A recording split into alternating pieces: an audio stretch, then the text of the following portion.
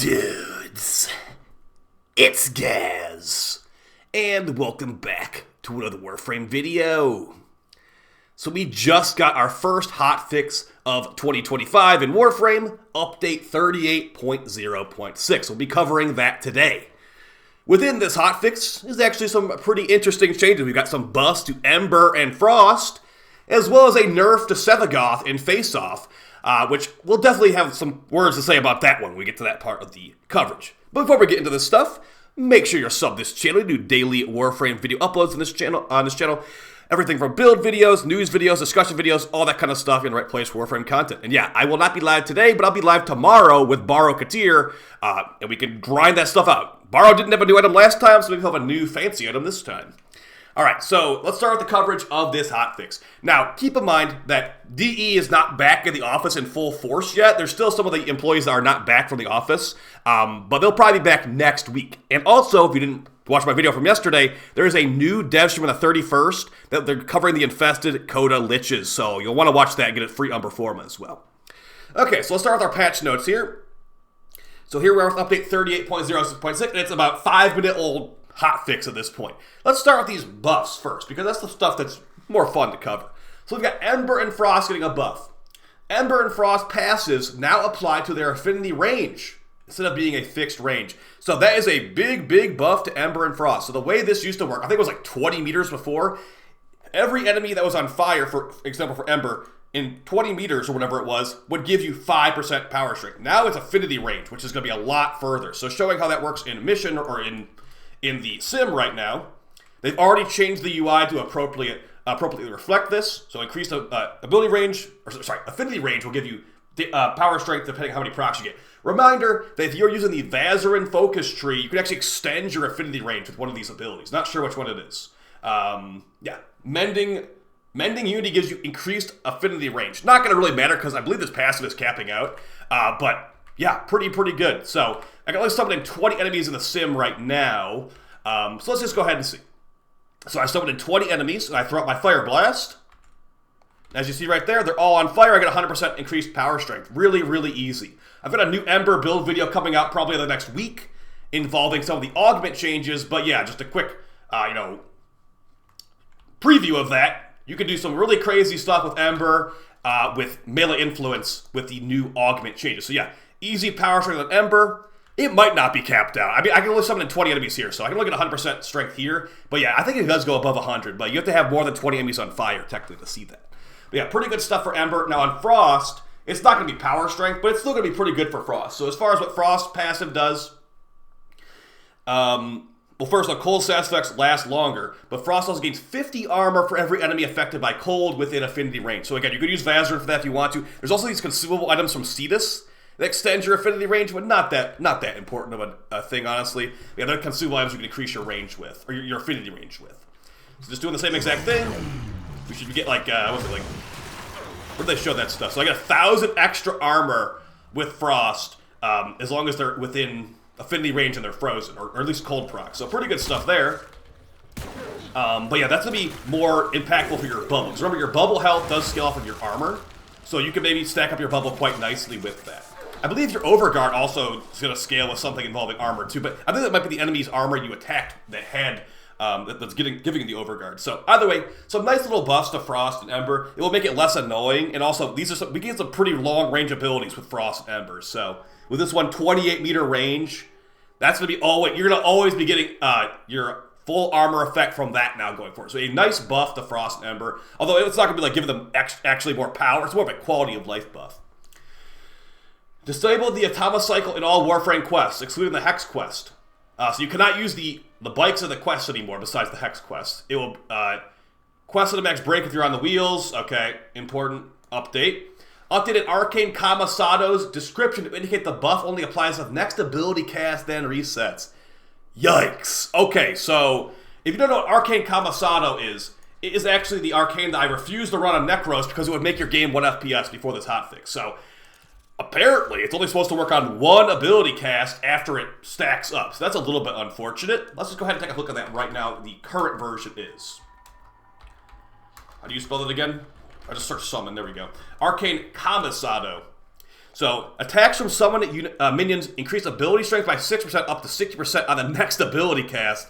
Summons gain 20% increased movement speed. Yeah, this would make your game like 1 FPS if you were in a squad before. So I don't think it does anymore, but I haven't finished reading the hotfix notes yet, so I hope that they did change it. But yeah, it only works for one ability. So if you're playing Necros, you'd have your minions like attack stuff, then it would like buff up your next Nourish cast, I guess, or whatever you're using on Necros for Helmet. So you're mainly using this now for the movement speed for summons. Just having 6% power swing all times would have been nice, but yeah, I guess we'll just use Molt Augmented if you want to have that all the time. Interesting for sure. I don't know if I'll be using that one that much. Maybe on like very, very specific frames. But continuing on, changes and fixes. So, increase the explosion rates of the Tech Rock Explode on Death Halvania bounty.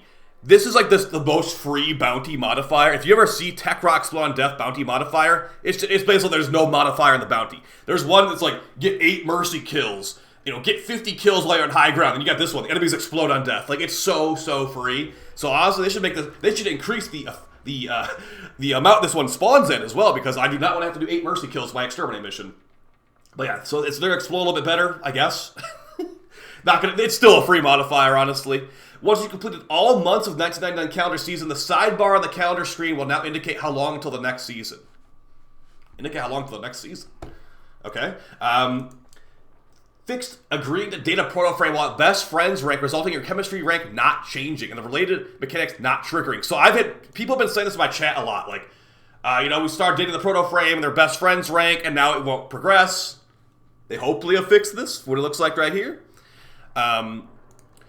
Those who were in this state prior to the hotfix will need to earn chemistry with said proto frame via gifting or a bounty to get that rank to update. Okay, so that person that was in my chat the other day that said they couldn't date Quincy, just go do 1 Quincy bounty and it should be fixed, okay?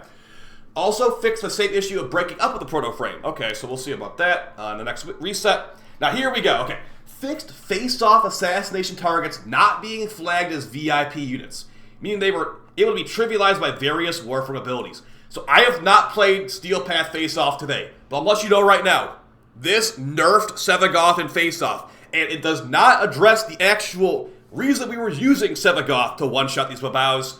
Which, by the way, he can still one-shot Babaus as long as we're not in face-off. That's kind of crazy to me. It's like, okay, so you're intentionally making them overly tanky so we get frustrated and we have to start turning tactics like this.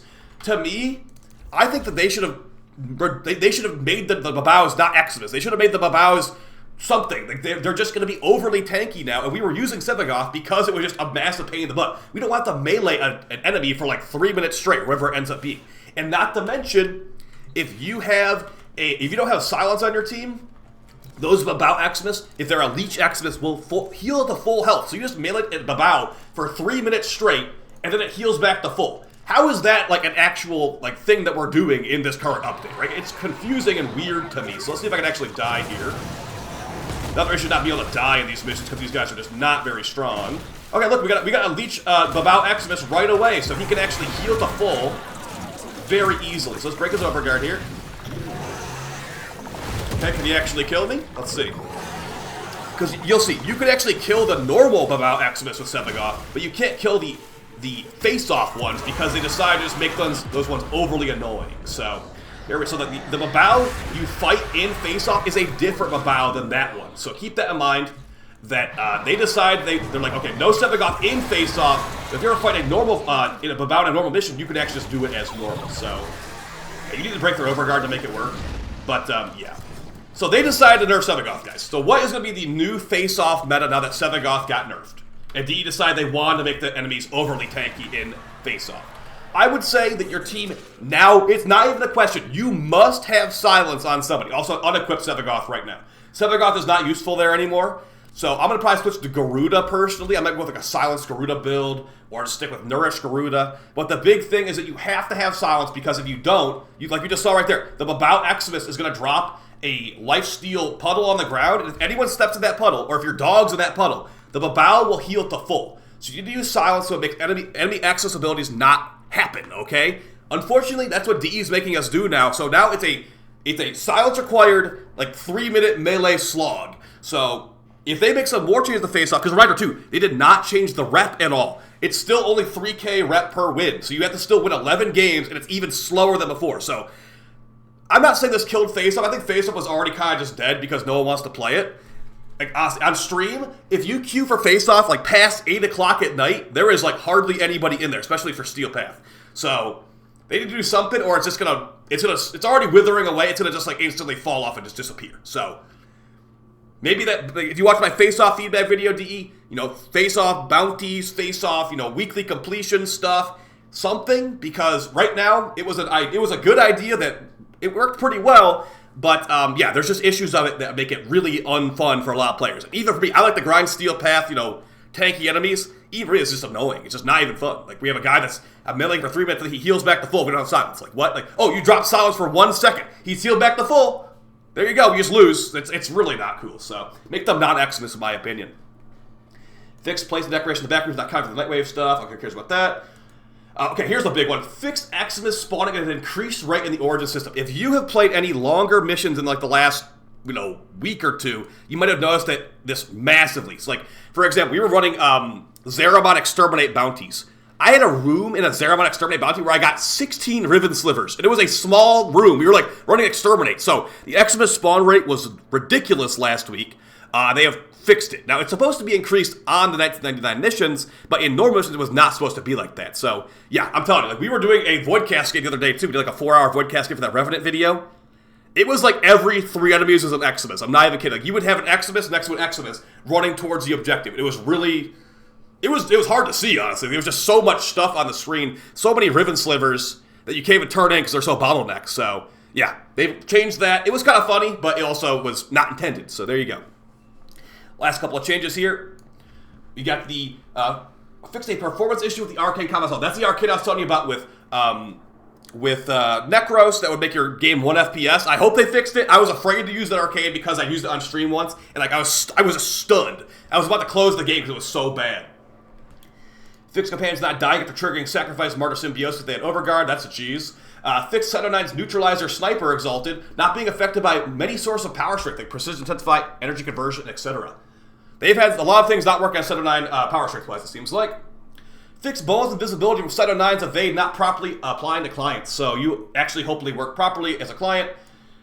Fixed physical status effects not triggering Arcane Camisado. Now, I'm going to go ahead and say right now, I have been watching these changes for the hotfix pretty carefully here.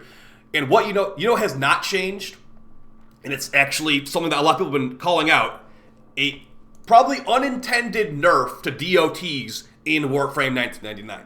So I showed you a brief look at my new Ember build at the beginning of the video where I have, you know, Fireball, Frenzy, and Shock Trooper. Here's the thing. Before, we're done with the hotfix patch note changes. This is just me talking about what has not been fixed with this first hotfix. If you remember from before, if you use Shock Trooper on electric, the augment mod of Volt, if you use Shock Trooper on a electric build, it would increase the DOT damage a lot. Now, the way it's currently working after the 1999 hotfix, and they made these a separate hit, it is no longer increasing the DOT of a pure electric build. So, if I had maybe my Ferroprotosite video for Saren would probably be a good example. I haven't tested the Ferroprotosite on Saren recently, but for what it sounds like, the Ferroprotosite on Saren should not be as OP as before. And Shock Trooper on Volt should not be as OP as before. It's a separate hit of electric, but the actual DOT electric is not being massively increased like it was the previous hotfix. So, not the best way to explain it, but DE knows what I'm talking about. So, I wonder if that's intended, or like that must be part of the spaghetti code solution they added to make it where these things don't combine. But yeah, it is quite annoying in some cases. So, that's be your first hotfix right there, guys.